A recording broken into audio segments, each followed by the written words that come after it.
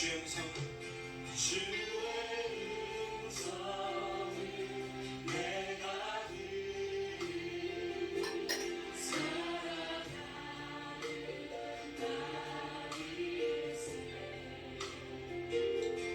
믿는 마음으로 주께 가오니 나를 영접하소서. 주여 넓으신 은혜 베푸사, 주여 넓으신 은혜 베푸사 나를 받아주시고 나의 부분들 주의 뜻까지 되게 하옵소서. 주의 보좌로 나아갈 때, 주의 보좌로 나아갈 때 어찌하리 기쁠까. 주의 얼굴에 항상 외로이 오직 내가 내일 십자가로 더 가까이 가오니 구세주의 몸에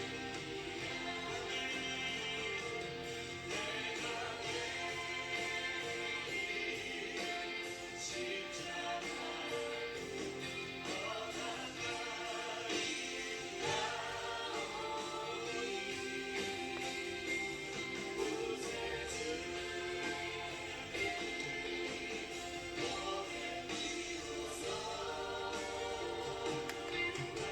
십자가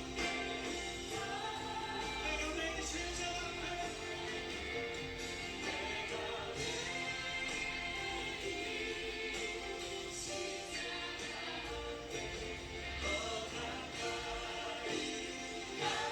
더 가까이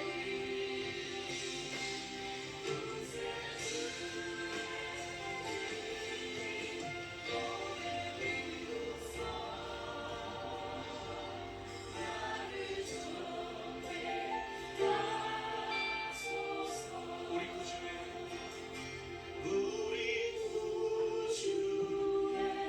넓은 사랑을 증명할 자 없으며 주가 주시는 참된 기쁨도 헤아릴 수 없도다. 다시 한번 고백합니다. 우리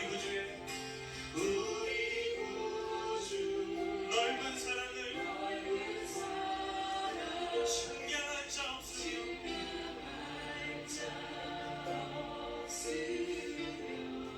주가 주시는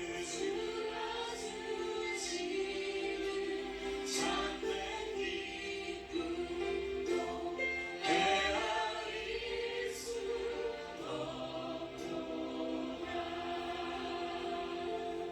내가 매일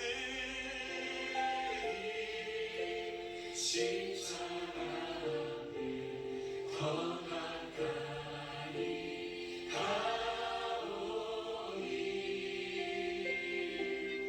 구세주의 은혜 몸에 비로소 나를 접해 하소서. 하나님 안에 있는 나의 삶이 아버지를 예배하고 아버지 앞에 있는 그 사랑을 입은 나의 삶이 주님으로 인하여 기뻐하길 원합니다. 그러나 하나님, 내가 이 시간 다른 것 때문에 주님으로부터 오는 그 평안과 기쁨을 놓치고 있진 않습니까? 하나님, 우리의 마음이 정말 주님을 바라며 주님으로 인하여 기뻐하고 있습니까? 하나님, 나의 영혼이 정말 주님만 바라며 주님만 갈망하고 있습니까? 하나님, 다시 한번 우리가 주님의 십자가 앞에 서길 원합니다. 하나님의 사랑과 은혜 앞에 내가 어떤 은혜를 받았는지 다시 한번 기억하게 하여 주시옵소서. 주님 안에 있는 참 기쁨과 참 생명을 이 시간 우리 안에 회복하여 주시옵소서. 아버지 되신 하나님께서 오늘도 우리를 향해 품어주시옵소서.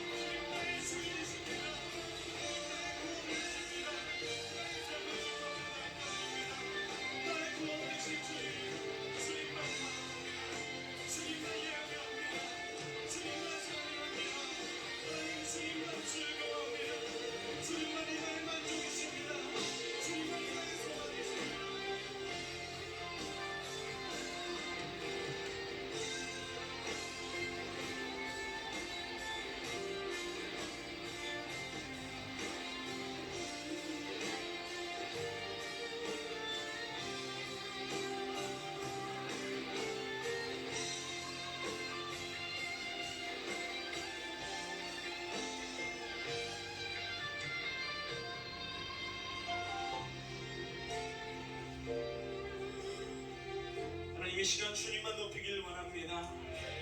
우리의 참 소망 되신 주님, 우리가 주님으로 만족하며 주님만으로 기뻐하길 원합니다.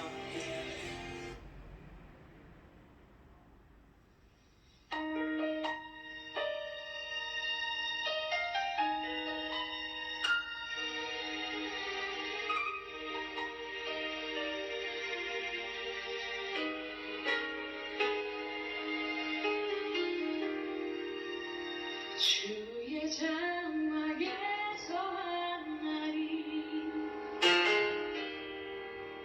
궁정에서 전날보다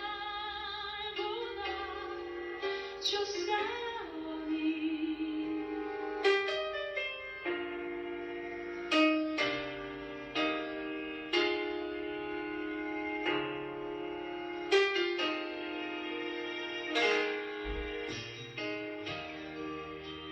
주의 성산에서 한 날이 궁궐에서 전날보다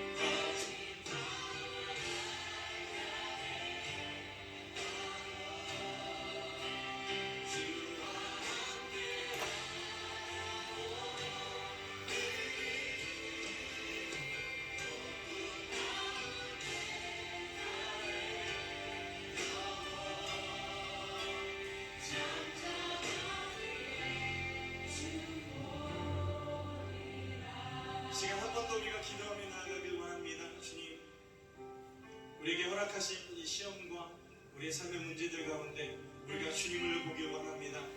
나를 붙드신 전능하신 하나님을 바라보길 원합니다. 주여 내 눈을 들어 주님을 보게 하여 주시옵소서. 나를 붙드신 주님을 향해 내 마음을 드리며 나의 삶을 주님 앞에 맡기도록 나를 이 시간 역사하여 주시옵소서. 지금 다 같이 주님의 이름 한번 부르며 기도하겠습니다.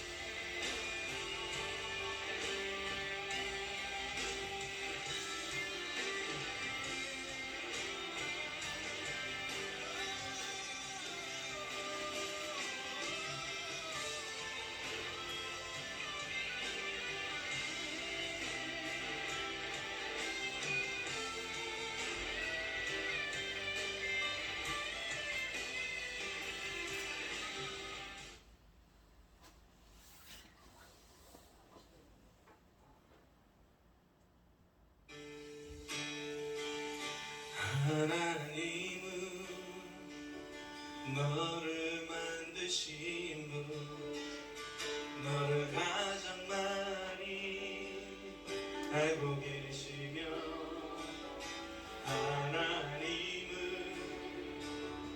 너를 만드신 분, 너를 가장 깊이 이해하신단다.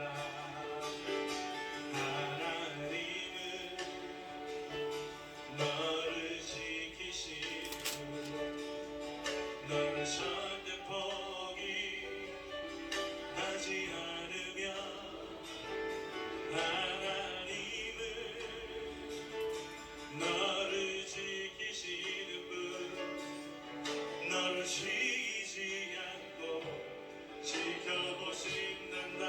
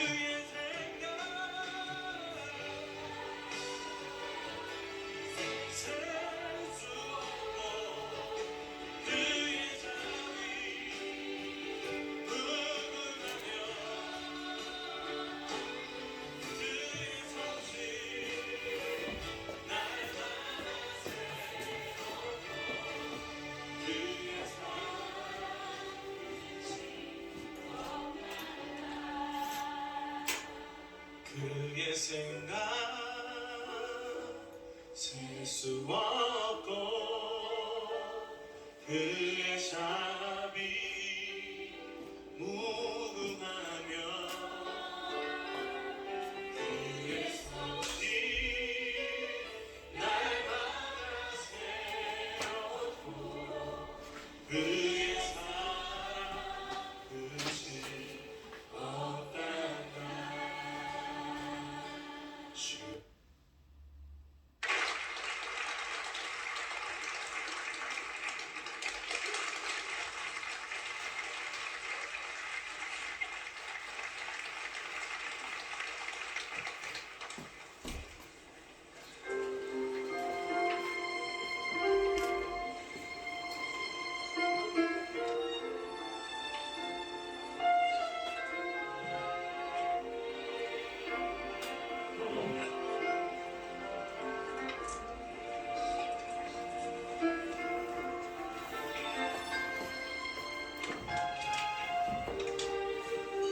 나를 지으시니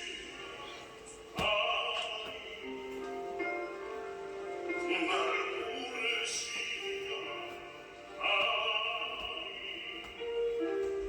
나를 보내시고 아이라는 곳은 하늘이라 나의 달려갈 길 다가오고 나의 마지막을 다하고 나를 시잖아 함께 하시 나의 작은 곳은 하늘이라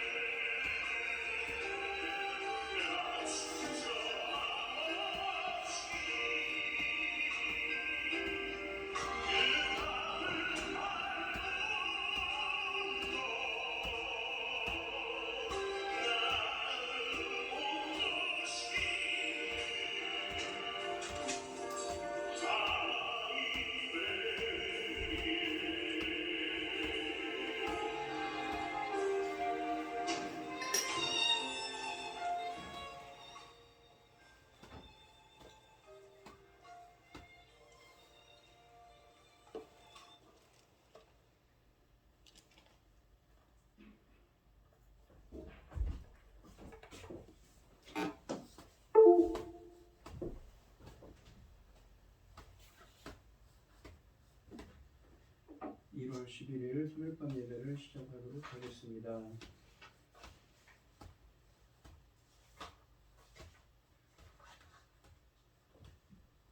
사도신경 하심으로 신앙 고백하시겠습니다. 전능하사 천지를 만드신 하나님 아버지를 내가 믿사오며 그 외아들 우리 주 예수 그리스도를 믿사오니 이는 성령으로 잉태하사 동정녀 마리아에게 나시고 본디오 빌라도에게 고난을 받으사 십자가에 못 박혀 죽으시고 장사한 지 사흘 만에 죽은 자 가운데서 다시 살아나시며 하늘에 오르사 전능하신 하나님 우편에 앉아 계시다가 저희로서 산 자와 죽은 자를 심판하러 오시리라. 성령을 믿사오며 거룩한 공회와 성도가 서로 교통하는 것과 죄를 사하여 주시는 것과 몸이 다시 사는 것과 영원히 사는 것을 믿사옵나이다. 아멘. 찬송가 216장입니다.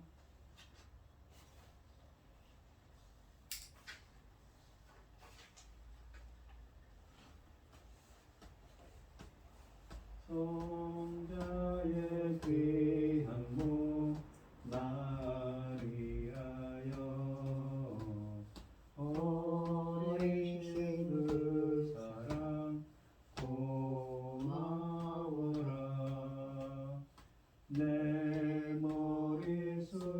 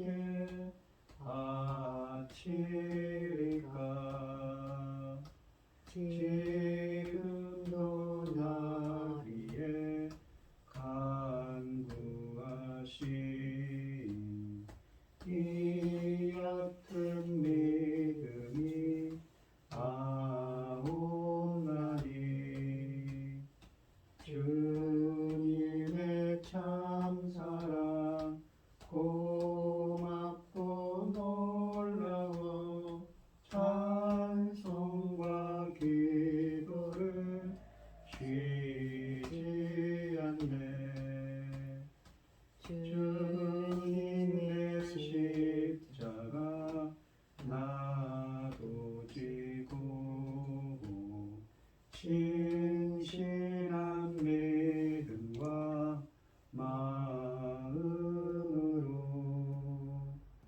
형제의 사랑과 친절한 위로를 네게나 베풀게 하옵소서.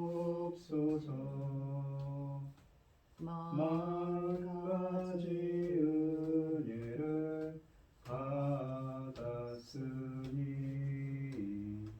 내 평생 슬프나 즐거우나 이 몸을 온전히 주님께 바쳐서 주님만이 하여 늘 살겠네. 아멘. 오늘 함께 하실 하나님의 말씀은 이사야서 14장 1절로 23절 말씀입니다. 교독을 하도록 하겠습니다. 제가 먼저 읽겠습니다. 성경 교독을 하시고 고연히 집사님 기도해 주시겠습니다. 여호와께서 야곱을 긍휼히 여기시며 이스라엘을 다시 택하여 그들의 땅에 두시리니 나그네 된 자가 야곱 족속과 연합하여 그들에게 예속될 것이며 민족들이 그들을 데리고 그들의 본토에 돌아오리니 이스라엘 족속이 여호와 땅에서 그들을 얻어 노비로 삼겠고 전에 자기를 사로잡던 자들을 사로잡고 자기를 압제하던 자들을 주관하리라. 여호와께서 너를 슬픔과 곤고와 및 내가 수고하는 고역에서 놓으시고 안식을 주시는 날에 너는 바벨론 왕에 대하여 이 노래를 지어 이르기를 압제하던 자가 어찌 그리 그쳤으며 강포한 성이 어찌 그리 폐하였는고. 여호와께서 악인의 몽둥이와 통치자의 귤을 꺾으셨도다. 그들이 분내어 여러 민족을 치기를 맞이 아니하였고 노아의 열방을 억압하여도 그 억압을 막을 자가 없었더니 이제는 온 땅이 조용하고 평온하니 우리가 소리 높여 노래하는도다. 향나무 아래 레바논 백향목도 너로 말미암아 기뻐하여 이르기를 내가 넘어져 있은즉 올라와서 우리를 베어버릴 자 없다 하는도다.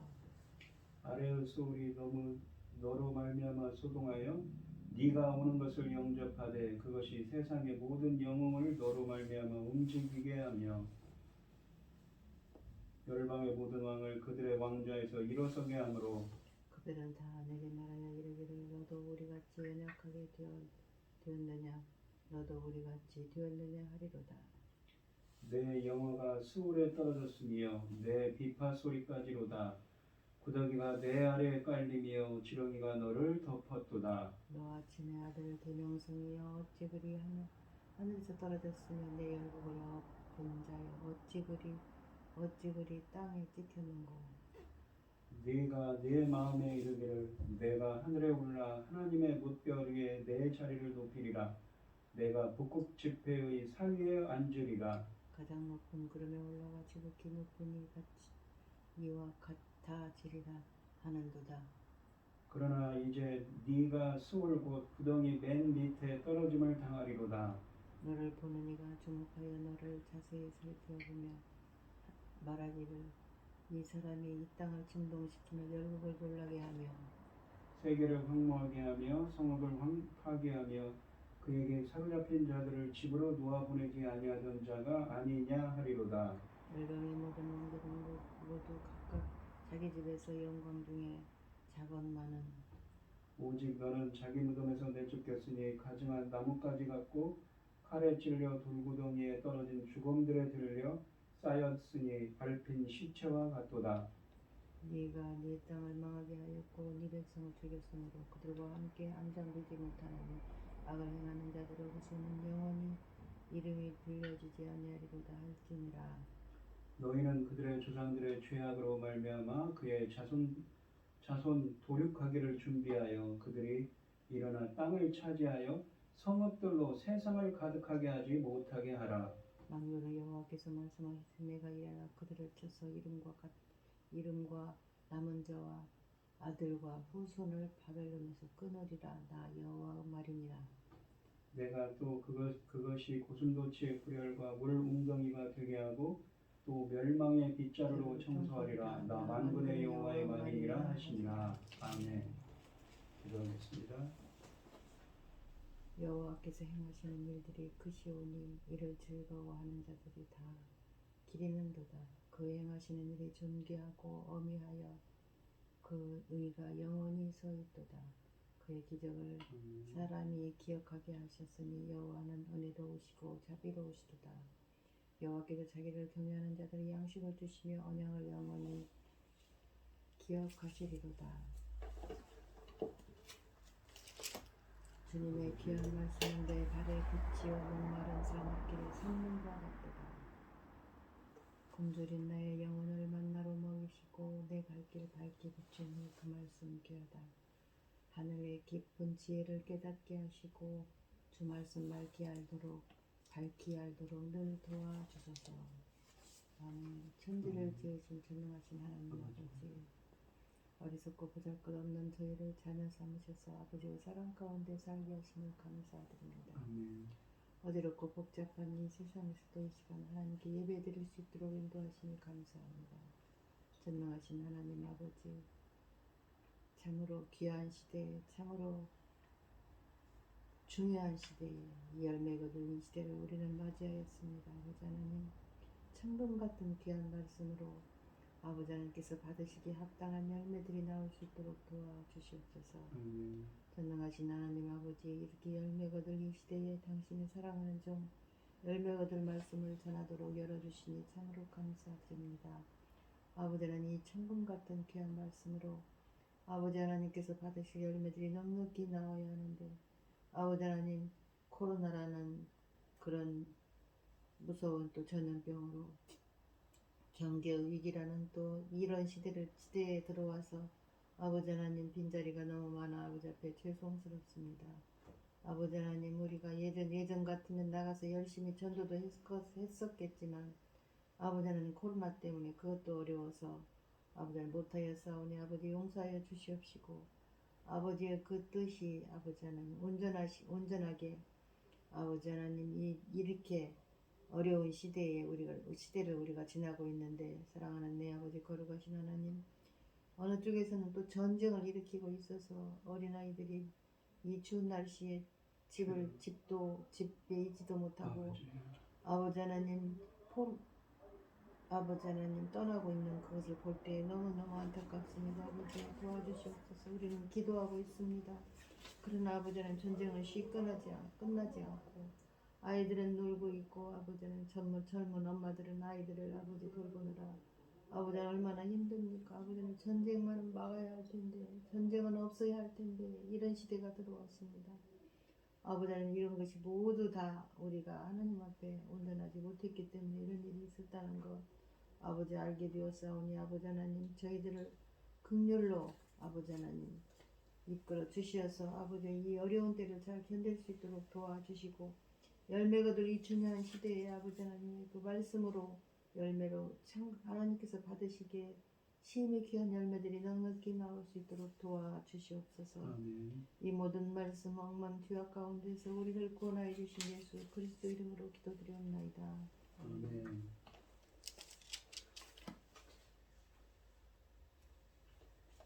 오늘 함께하신 하나님의 말씀은 바벨론 왕의 몰락입니다.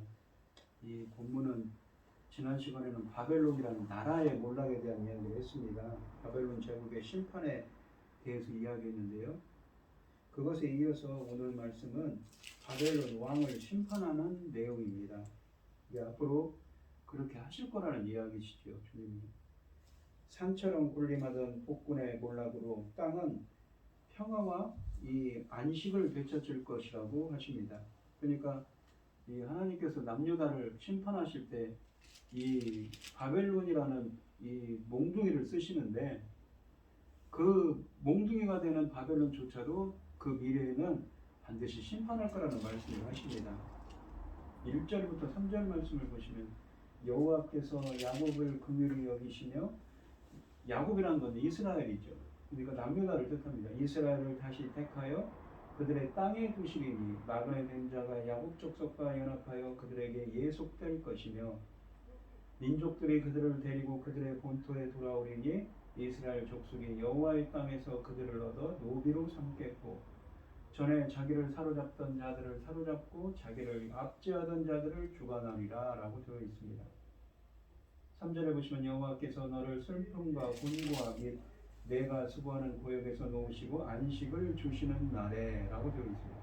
안식을 주시는 날은 그날이죠. 주님이 임하시는 날, 여호와의 날입니다. 주님의 심판이 임하고 한쪽에서는 구원이 임하는 날이지요. 이 어둡게 깔려있는 바벨론 멸망의 구름 사이로 이스라엘의 회복을 상징하는 이 서광이 비치고 있습니다. 이 13장 17절로 22절, 그러니까 지난 시간에 했었던 말씀에서 이 바벨론의 멸망을 말씀하셨는데, 이 바벨론의 멸망이 자연스럽게 이스라엘의 해방과 회복으로 연결되고 있습니다. 박해자가 멸망했으니 당연히 억압받던 자는 자유를 얻은 것입니다. 여기서 사용되는 이미지는 출애굽 사건을 상기시키고 있습니다.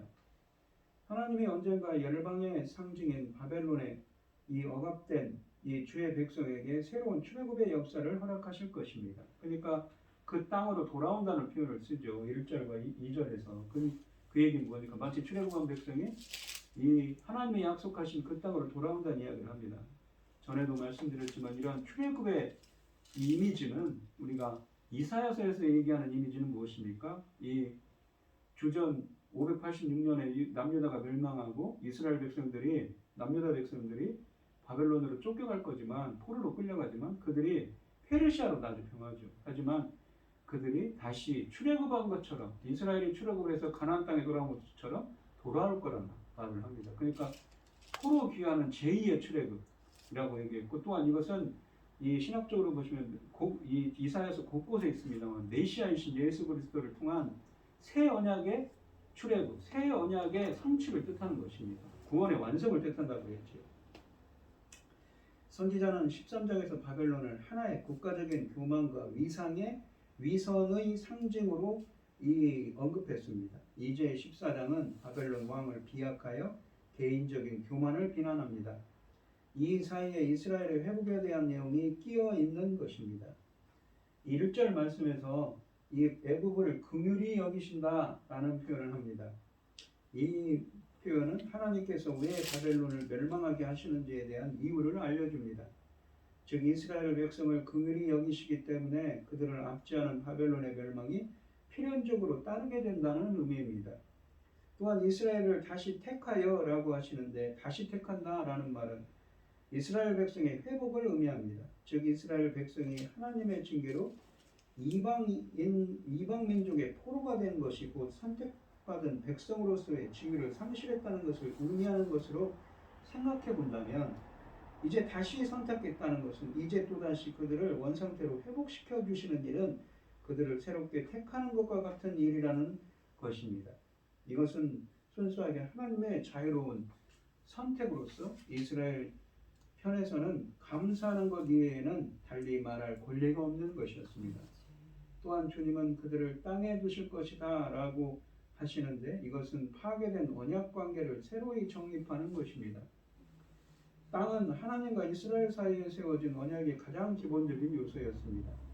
한때는 범죄한 주의 백성을 내치셨지만 그들이 죄값을 다 치른 다음 다시 그들의 신분을 회복시키고 그들을 신원하실 거라는 사랑을 담고 있습니다. 나그네 된 자들이 이스라엘에 연합하게 될 것이다 라고 하십니다. 여기 본문에 보시면 예속될 것이며 라는 말은 히브리어 원문으로는 연합하다의 의미입니다.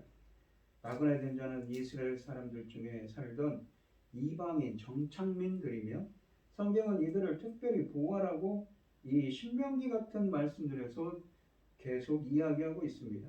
그러므로 본문은 이방인들이 공동체의 일원으로 이스라엘 안에서 확실하게 뿌리를 내릴 것을 선언하고 있습니다. 이스라엘이 이집트에서 오랜 세월을 나그네로 보냈던 것이 이유가 되기도 하지만, 하나님은 이처럼 연약한 자들에게 특별한 관심을 베푸시는 분이시기에 더욱더 그런 것이지요. 2절 말씀을 보시면 민족들이, 그러니까 열방이 이스라엘을 데리고 본토에 돌아올 것을 말씀하십니다. 2절 말씀은 이 이스라엘 족속이 열국을 노비로 삼고, 이 또한 이어서 말씀하시는 2절 말씀은 이스라엘 족속이 열국을 노비로 삼고 압제하던 자들을 주관할 것이라고 또한 말씀하십니다. 3절 말씀을 보시면 이 날이 이스라엘이 이 고통에서 풀려나서 안식을 찾는 날이라고 합니다. 너를 슬픔과 곤고와 및 너의 수고하는 고역에서 놓으시고 라고 하시는데, 바벨론 포로 생활에서 이스라엘 백성들의 형편이 어떠했는지 알려주고 있습니다. 귀족의 후손 중에 더러는 왕의 궁전으로 들어가 환관이 되기도 했습니다만, 대다수의 이스라엘 사람들은 비참한 생활을 했을 것으로 추측됩니다. 좋은 예로서 시편 137편은 당시 고통을 당하는 백성들의 애처로운 모습을 잘 기록하고 있습니다. 안식을 주시는 날이다 라는 표현은, 3절에 보시면 안식을 주시는 날이다 라는 표현은 이스라엘이 메데 바사의 고레스 왕에 의해서 주전 538년 바벨론의 70년 포로 생활에서 노임을 받는 날입니다. 제1차 포로 기간이지요. 고통받는 이 무리에게 평화를 주시는 이 날은 13장 6절과 9절에서 말하는 여호와의 날과 일치하는 날입니다. 이 날이 바벨론에게는 여호와께서 심판하시는 징벌의 날이지만 이스라엘 공동체에게는 안식을 주시는 날이 되는 것입니다. 이 날에 그들이 유산으로 받은 땅은 평안히 쉴 수 있는 땅이 되는 것입니다. 궁극적으로는 이것은 어떤 약속입니까? 예수 그리스도 안에서 영원한 안식을 누리는 날을 의미하는 것이지요. 마음의 고통과 육체의 고역에 지친 이 야곱 족속을 회복하여 안식하게 해주신다고 1절에서 3절 말씀에서 말씀하십니다. 언약을 배반하고 떠난 백성이지만 그들을 불쌍히 여기시고 다시 나라를 재건할 기회를 주실 거라고 하십니다. 자격 없는 야곱 족속을 불쌍히 여기신 것처럼 주님은 자격 없는 우리를 불쌍히 여겨 구원하시고 자녀 삼으셨습니다. 우리도 연약하여 불신의 태도로 하나님을 실망시킬 때가 많지만 내 약함을 아시고 다시 새롭게 시작할 기회를 주십니다. 우리가 시험을 만나 실패하고 연약할 때 언제든 다시 안아주시는, 우리는 하나님 앞으로, 그 자비와 긍휼의 하나님 앞으로 나아가는 여러분들이 되시기를 바랍니다. 4절로 8절 말씀을 보겠습니다. 너는 바벨론 왕에 대하여 이 노래를 지어 이르기를, 압제하던 자가 어찌 그리 그쳤으며 강포한 성이 어찌 그리 폐하였는고, 여호와께서 악인의 몽둥이와 통치자의 귤을 꺾으셨도다. 통치자의 귤라는 것은 그 왕의 권위를 상징하는 막대기가 있습니다. 그걸 뜻합니다. 그들이 분내어 여러 민족을 치기를 맞이하냐였고 노하여 열방을 억압하여도 그 억압을 막을 자 없었더니 이제는 온 땅이 조용하고 평온하니 무리가 소리 높여 노래하는도다. 향나무와 레바논의 백향목도 너로 말미암아 기뻐하여 이르기를 내가 넘어져 있은즉 올라가서 우리를 베어버릴 자 없다 하는도다 라고 하십니다.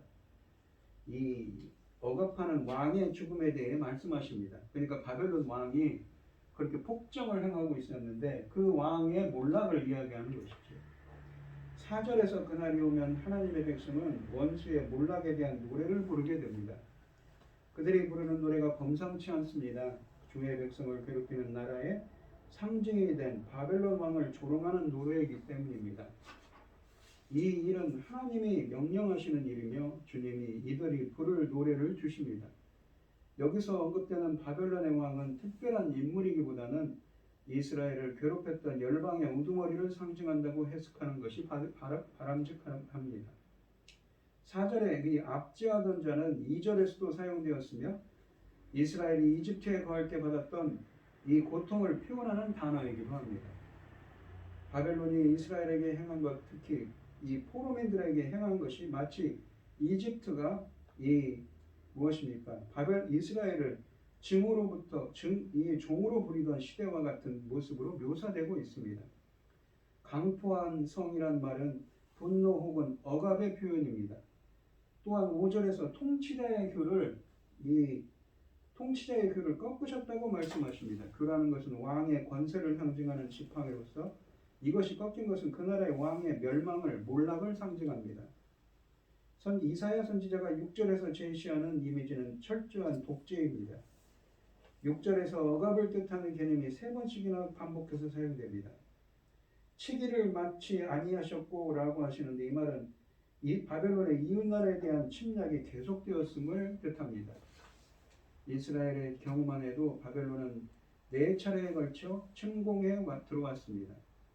이 독재자의 무지막지함을 막을 사람은 아무도 없습니다. 하나님이 세상을 지배하는 한 영원한 독재는 있을 수 없지요. 이사야 선지자는 독재가 있는 한 진정한 안식과 평화는 이 땅에 존재할 수 없다고 선언합니다. 본문에서 바벨론 왕의 독재를 역사의 주인이신 하나님이 꺾으신다는 것을 강조하고 있습니다. 한 사람의 생애에 대한 평가는 그 사람의 장례식에 어떤 애도의 분위기가 조성되는 것으로 엿볼 수 있습니다. 7절에 보시면 이 온 땅이 조용하고 평온하니 라고 말씀하십니다. 바벨론 왕의 몰락의 첫 번째 결과는 이 세계적인 평온과 안정입니다. 이는 이들로 인한 전쟁과 약탈이 사라지게 되었기 때문입니다. 또한 바벨론 왕이 죽자 종문객들은 슬픔에 젖는 것이 아니라 기쁨의 함성을 지릅니다. 그들의 함성 소리는 억압된 자들의 자유를 얻음으로 기뻐하며 부른 노래였습니다. 8절에 보시면 이 향나무와 레바논 백향목도 너로 말미암아 기뻐하여 이르기를이라고 하십니다. 바벨론이 건축을 목적으로 향나무와 백향목 등을 시리아 살렘에서 벌처에 갔었기 때문에 바벨론의 몰락으로 더 이상 베어버릴 사람들이 없을 것이기 때문에 기뻐한다는 것이지요. 이 본문에 보시면 향나무와 레바논의 백향목도 너로 말미암아 기뻐하여 이르기를 내가 넘어져 있은즉 올라가서 우리를 베어버릴 자 없다 하는도다 라고 그래서 기뻐하는 거죠. 자연도 즐거워하고 있습니다. 궁극적으로 바벨론은 땅 위에서 사라질 것을 말씀하고 있는 것입니다. 9절로 11절 말씀을 보시면 아래의 스올이 너로 말미암아 소동하여 아래의 스올이라는 거는 음부 우리가 죽으면 가는 지옥을 의미하죠. 지옥이 소동한답니다. 이 소동이 벌어지죠. 네가 오는 것을 영접하되 그것이 네가는 누구입니까? 바로 바벨론 왕의 몰락을 앞에서 얘기했죠. 바벨론 왕이 몰락해서 멸망을 당해서 스올 지옥에 갑니다. 그것이 세상의 모든 영웅을 너로 말미암아 움직이게 하며 열방의 모든 왕을 그들의 왕좌에서 일어서게 하므로 그러니까 이 바벨론 왕이 죽인 많은 그 군주들이 있죠. 지옥에 가 있는 그 사람들이 다 일어선다고 합니다. 그들은 다 내게 말하여 이르기를 너도 우리같이 연약하게 되었느냐 너도 우리같이 되었느냐 하리로다.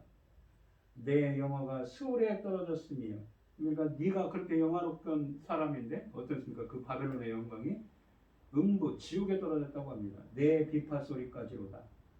비파 소리라는 건 영화를 뜻하는 상징하는 거죠. 구더기가 내 아래에 깔리며 지렁이가 너를 덮었도다 라고 하십니다.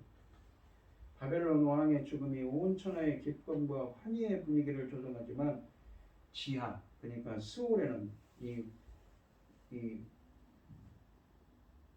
지옥에서는 큰 소동이 일어납니다. 먼저 9절에 보시면 죽어서 스올에 와 있던 세상의 영웅들이 그를 맞이했습니다. 그들은 자신들의 자리에서 일어나 일제히 바벨론 왕을 맞습니다. 이 왕들 중 상당수는 아마도 바벨론에 의해서 피해를 보거나 죽임을 당한 왕들일 것입니다. 그런데 10절에 보시면 이들이 일어나서 바벨론 왕에게 존경이나 경의를 표하는 것이 아니라 오히려 그를 비웃고 경멸하고 있습니다. 바벨론 왕이 살아있을 때는 그렇게 당당하고 거들먹거리며 그들을 학대하더니 죽고 나서는 자기들처럼 힘없고 비참한 처지가 되었다는 것이지요. 이것이 인간의 영화의 실체입니다. 마치 온 세상을 영원히 다스릴 것 같이 누리던 자도 죽으면 벌 볼 일 없다는 것을 보여줍니다. 주님은 특히 11절에서 죽음의 양면성을 실감나게 묘사합니다. 너의 비파 소리까지로다 라는 표현은 바벨론이 누리던 모든 향락과 화려한 사치가 모두 물거품처럼 되었다는 말입니다. 바벨론 왕의 대단한 영화가 결국은 음부에 신세를 지게 되었고 그의 몸 아래에 구더기가 들끓고 있습니다. 또한 지렁이가 너를 밟았도다 라는 표현은 이 너를 덮었도다 라는 표현은 지상에서는 다른 나라의 왕보다 훨씬 더 영화롭던 바벨론 왕의 지위가 지옥 음부에서는 스올에서는 다른 나라의 왕들보다 못함을 의미합니다.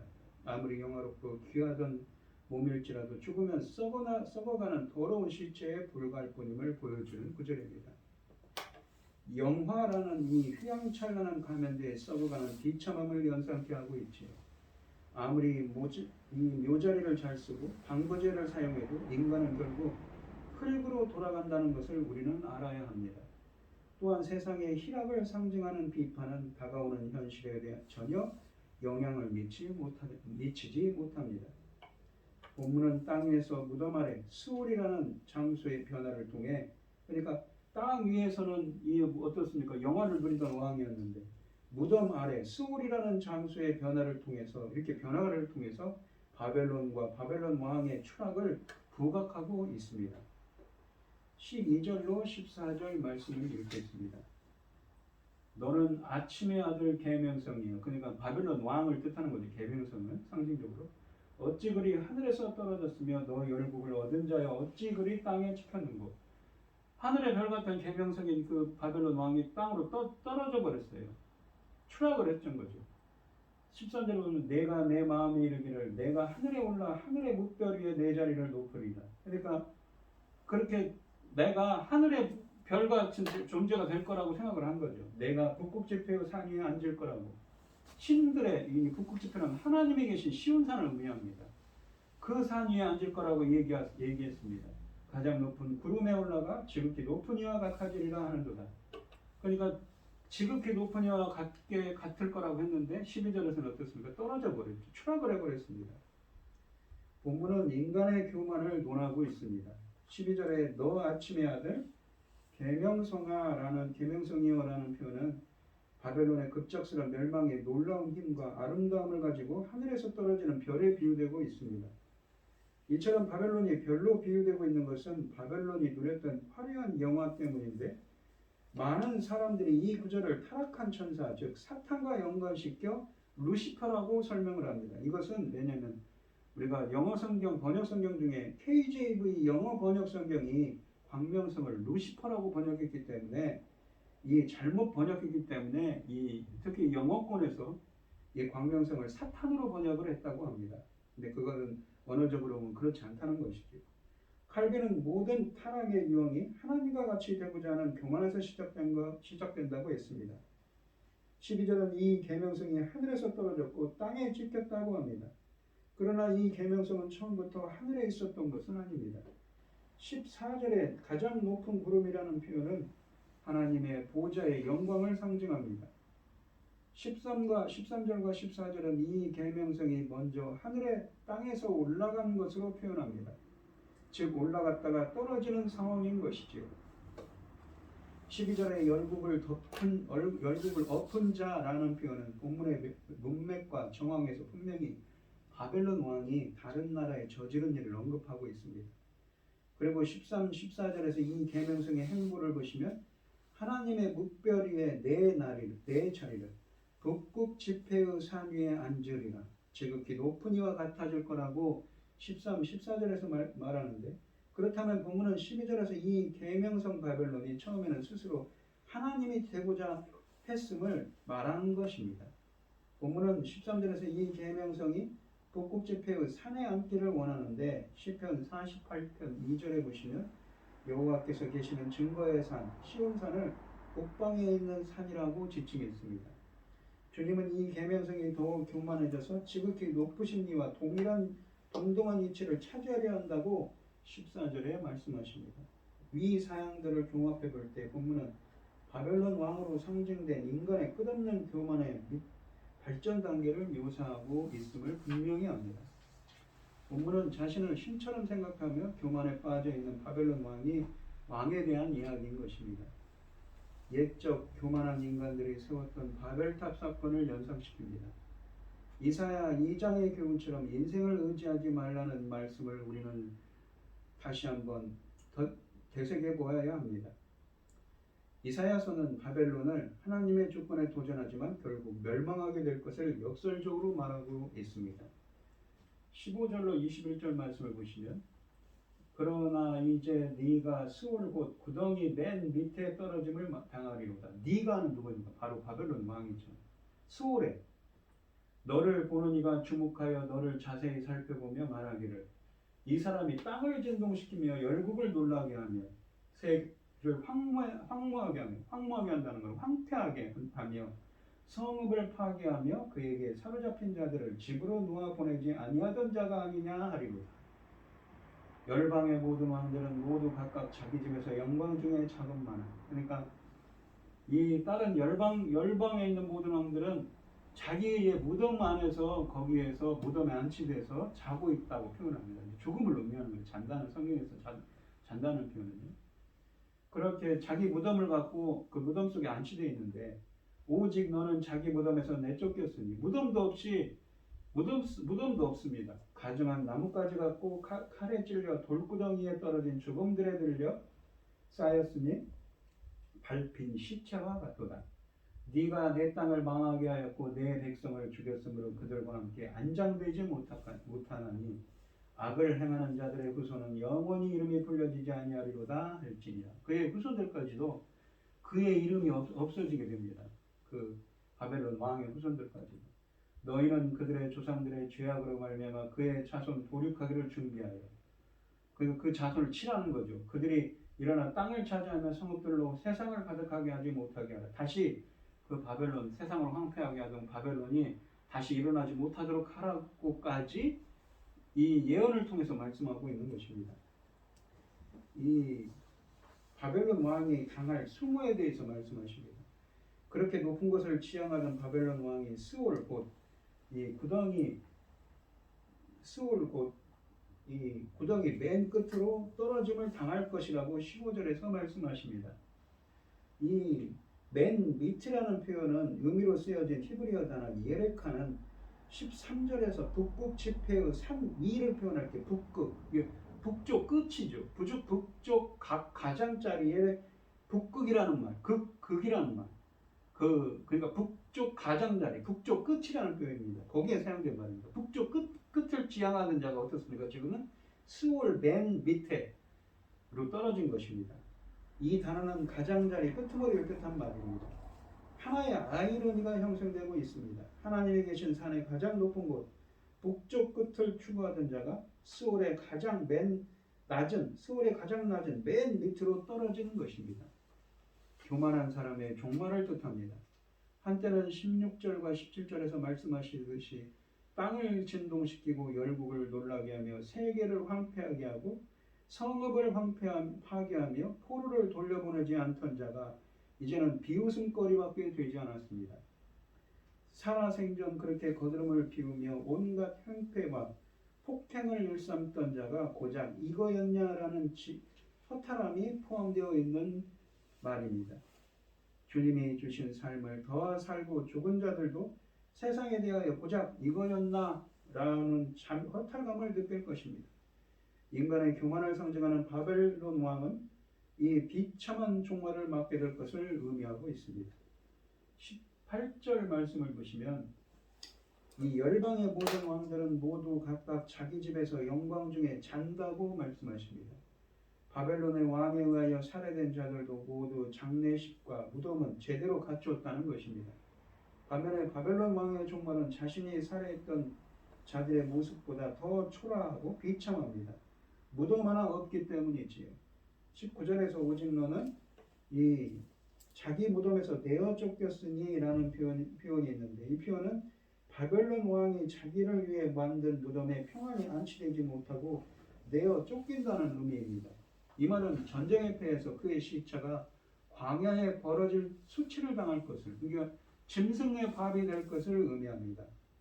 다니엘서 5장 30절에 보시면 나오는 벨사살 왕을 의미하는 말이죠. 고대 근동에서 시체가 무덤에 묻히지 못하고 버려지는 것은 죽은 사람이 경험할 수 있는 최고의 수치라고 생각되었습니다. 바벨론 왕의 시체는 무덤에 안치되지도 않을 것을 강조하고 있는 것입니다.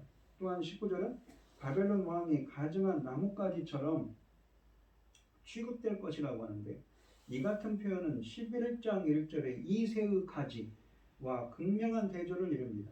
가증한 나뭇가지와 이새의 가지는 완전 반대편에 있는 표현이지요. 하나는 매우 영광스러운 가지, 그러니까 메시아를 뜻하는 말이라면, 다른 하나는 싹이 썩어가는 퇴비에나 던져질 가지에 불과합니다. 하나님이 세우지 않고 인간이 스스로 세운 영광은 이렇게 허무한 것이죠. 그리고 돌구덩이에 떨어진 죽음들에 둘러싸였으니 라는 표현은 전혀 무덤이라고는 생각할 수 없는 곳에 왕의 시체가 버려져 지나가는, 이 돌구덩이에 떨어진 죽음들에 둘러싸였다는 걸 버려져 가지고 지나가는 사람들이 모르고 밟고 지나가는 상황입니다. 그만큼 철저하게 버림받을 것을 예고합니다. 20절을 보시면 한때 세상을 호령하던 바벨론 왕이 비참한 종말을 맞는 이유는 간단합니다. 남에게 못할 짓을 했기 때문이지요. 왕의 교만이 자기 나라와 백성을 망쳤던 것입니다. 그의 자손마저도 끊깁니다. 악을 행하는 자들의 후손은 영원히 이름이 불려지지 아니하리로다 라고 하시는데, 칼빈은, 이 종교개혁자인 칼빈은 이 말의 의미가 악인들의 후손들은 아무리 선주가 높은 지위를 가지고 권세가 있었다 해도 그 기억이 짧거나 그런 것들이 후대에 가서 기억되지 않으리라고 합니다. 않으리라고 하는 것입니다. 대체로 세상은 죽은 자들의 이름을 기억하며 그들을 기념합니다. 그러나 이 경우에는 세상이 되도록이면 빨리 그를 잊고 싶어합니다. 그러므로 그의 이름을 완전히 지우기 위해 그의 자손들까지도 죽이는 이미지를 묘사하고 있는 것입니다. 21절 말씀해 보시면 그 자손 도륙하기를 준비하여 그들이 일어나 땅을 차지하여 성읍들로 세상을 가득하게 하지 못하게 하라고 하십니다. 즉 바벨론 왕의 후손들이 살아있다가 그 영광을 되찾기 위해 힘을 길러 대항하지 못하도록 하라는 말씀인 것입니다.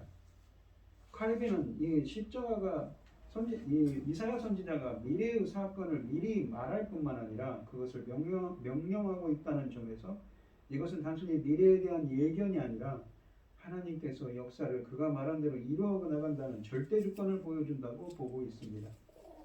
결국 바벨론은 더 이상 소생되지 못하도록 그의 후손이 땅에서 사라지게 될 것입니다. 이 예언은 주전 539년에 페르시아의 고레스 왕을 통해서 성취되었습니다.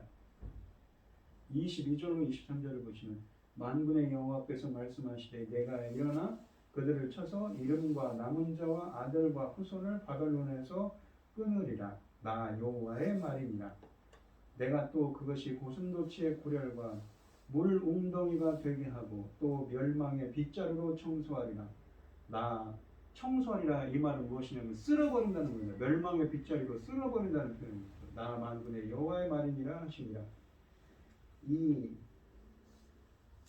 이 짧은 이 본문의 단락에서 이 여호와가 말씀하셨다는 말이 22절, 23절에서 세 차례 사용됩니다. 이것은 여호와의 말씀의 진실성과 확고함을 보증하기 위해서입니다.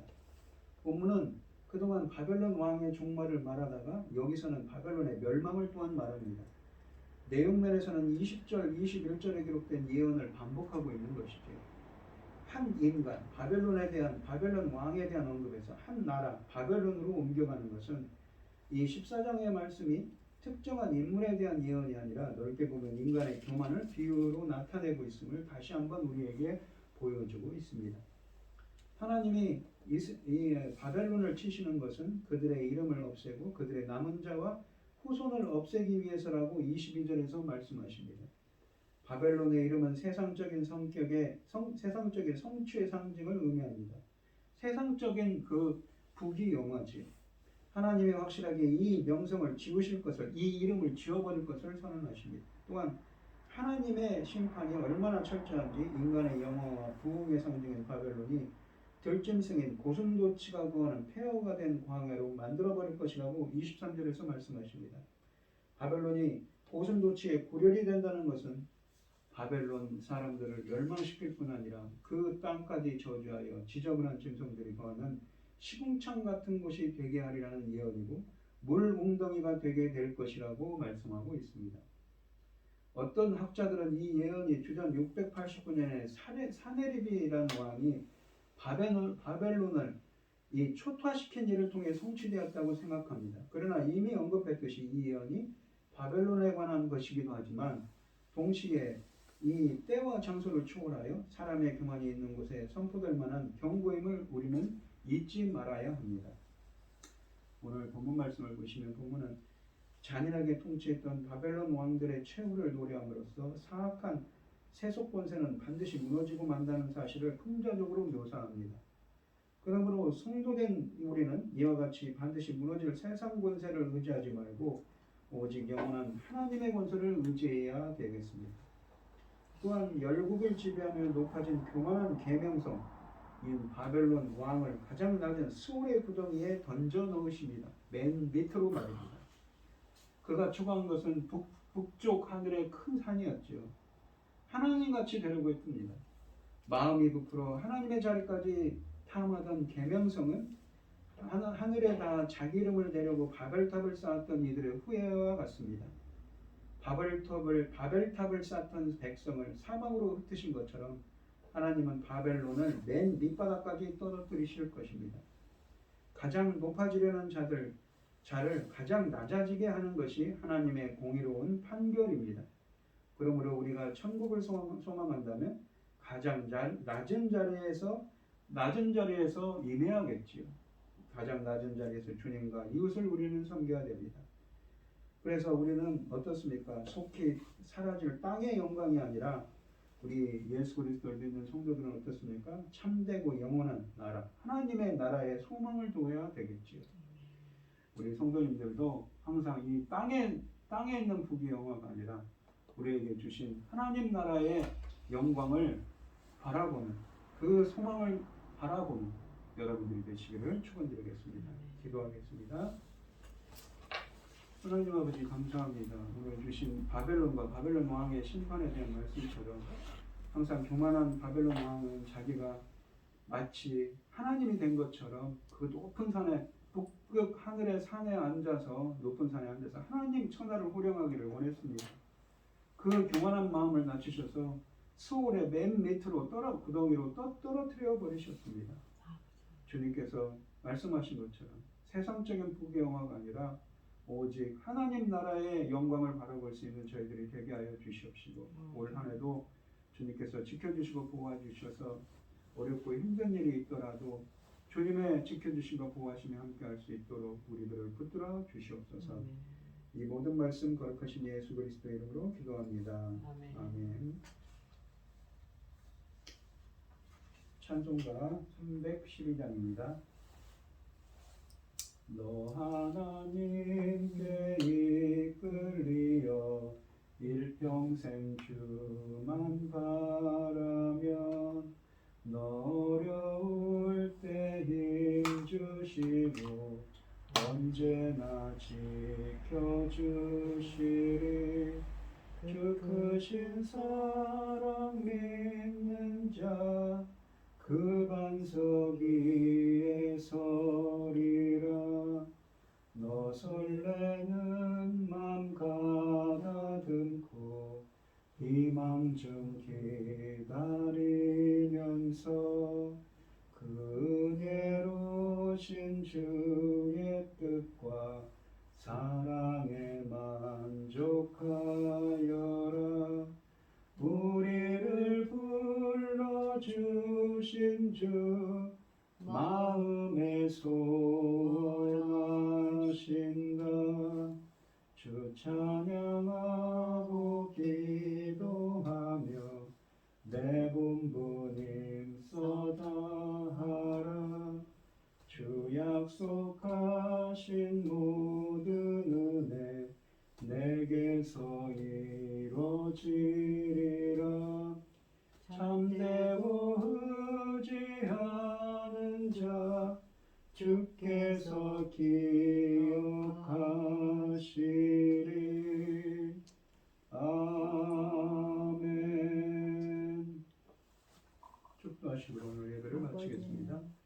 이제는 주 예수 그리스도의 은혜와 하나님의 극진하신 사랑과 성령의 교통하심이 성도들 머리머리 위에 이제로부터 영원히 함께 있을지어다. 아멘.